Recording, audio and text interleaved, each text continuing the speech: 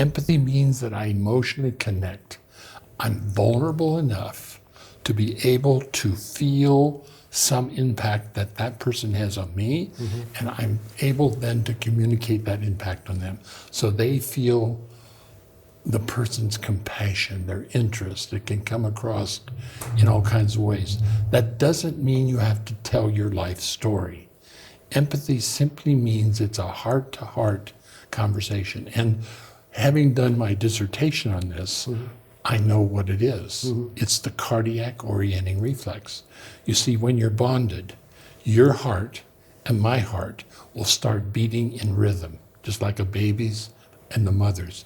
And that actually happens in negotiations. Yeah. When you feel a good, strong bond with somebody, we measure their heart and it starts beating in rhythm.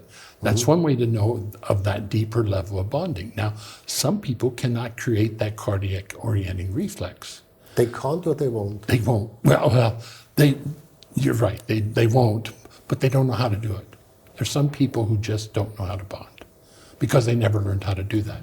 Can they learn it? Absolutely. It's Really? a talent. They can learn it. And the military was the first to recognize this, Matthias, as, in retrospect, looking at who the leaders were who promoted to the higher levels of organization after the Second World War, and especially after the Vietnam War, is that they went back and looked at their histories in retrospect.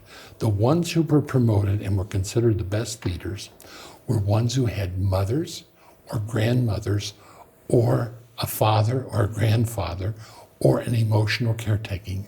They learned what it was to feel those secure attachments. And there's a whole body of research now around how early attachment affects the patterns that we use later to connect.